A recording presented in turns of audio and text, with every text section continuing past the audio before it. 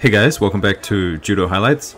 So there's been a lot of talk online about bad scores, bad refereeing at the Paris Olympics. Now, there have been a few mistakes, but overall I've thought everything's been pretty good. It's just a lot of people who come around every 4 years and things have changed, the rules have changed, but they haven't caught up. So hopefully this video will help a few people clear up a few things that we've had over the last couple of days. I'll talk about Heidorov, I'll talk about Bakauri and Murao, I'll talk about bubble fast and Hashimoto. These things people have been complaining about, but what happened is exactly what's written in the rules. So let's go through it. So first, there are 4 criteria for ippon: speed, force, on the back, and skillful control until the end of the landing. Now rolling can be considered an ippon, but only if there is no break during the landing. Now that's kind of a little hard to interpret, but if we have a look at this example here, there's a continuous action, there is rolling, but it probably lacks the on the back criteria for an ippon. And so as soon as you lose one of those 4 criteria for ippon, you're going down to that wazari, and I think that's why we see so many wazaris these days. Now talking about Murao and Bakauri, there were a couple of throws from both guys.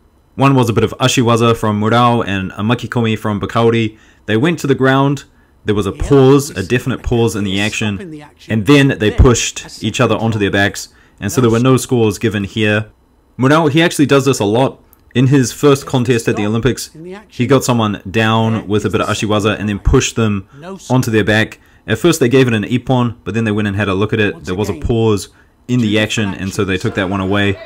Now, one other thing I'll say on this point is, if it does go to the ground and then you change direction, as what Murao's kind of doing here, they don't like it. It's not really written anywhere, but this does kind of constitute a stop in the action because you're stopping your initial technique and changing it into another technique. But anyway, the 2 examples in the Bakauri-Murao final, that was exactly by the rules, and then the one earlier on from Murao in his first contest, that was another one. Very consistent refereeing by the refs. Now also in that match there were a couple of times when Bakauri went down to the ground and he put his elbow on the mat.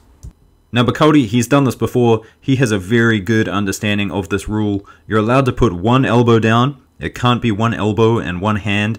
So what he and a lot of other people do is they'll put one elbow down first, and then they'll switch to the other side and put the other elbow down.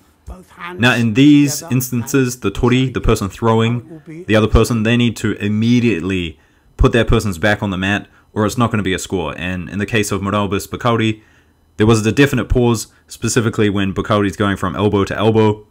So no score can be given here. Moving on to the next one. Some people were complaining about the throw that Nagase got on Cass, saying that he landed on his stomach and how could this possibly be a wazari. So if you slow it down and have a look at the point of impact, you can see that Cass, he is on his side. And you do really need to be looking at people's upper bodies at the moment, specifically because they have this 90-degree rule that they're using right now. And then, of course, we also need to pay attention to where people's backs are hitting the mat. So if you're within that 90-degree range and any of these situations happen, you're going to get a wazari against you. Now the last rule I'll talk about, and a lot of people were complaining about this, 2 examples were in the bubble fast and Tsunoda match and the Hashimoto and Gaba match. So here you can see Wolf doing an example of this infringement, breaking off the grip. Now you are allowed to break off grips as long as there's not separation. So in this instance, I mean, breaking the grip this way, there's going to be separation. It doesn't matter if you come running forward after you've broken that grip off, just like Hashimoto and Bubble Fast did. So just like in this example, you're not allowed to break the grip off just like that. You might get away with it once or twice earlier on in the contest, but when you've got 2 shidos to your name, it's getting deep into the contest. They're going to look for these things, and you do have to be really careful. Anyway guys, that's just a short, brief look at some of the rules. There are more, of course. Go out and have a look. Don't just spew your thoughts onto the internet and blame the refs, blame the rules.